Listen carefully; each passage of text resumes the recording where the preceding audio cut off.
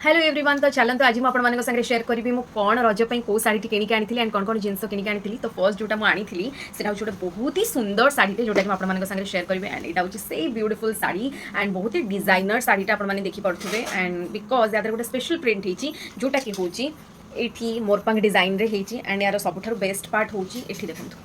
जोटा भी होती बहुत ही सुंदर जर्कन स्टोन रे होती तो मतलब शाढ़ी बहुत भल लगे आपको केम लगे डेफिनेटली मतलब कमेंट सेक्शन में जन सो शाढ़ी आनी सारा रज आम जिनस केमती आने तो ये देखो मुझे स्क्रंचीज दुटा आनी रज स्टेशनरी जिन तो निहाती भाव में दरकार तो ये आनी दुटा मेहंदी एंड गोटे मेरून कलर एंड गोटे ब्लू कलर मेहंदी आनी देन आनी क्लचर्स गोटे ग्लास टाइप क्लचर देन गोटे हूँ रेजन आर्ट टाइप क्लचर जोटा कोरियन क्लचर देन बहुत ही क्यूट क्यूट ये आनी हेयर स्टाइल किसी जब मुझे करी देन डेफिनेटली मुझे देखी तो यहाँ गोटे आनी से देन रजरे तो निहाती भाव में अलता दरकार तो अलता भी आनी देन नेल पॉलिश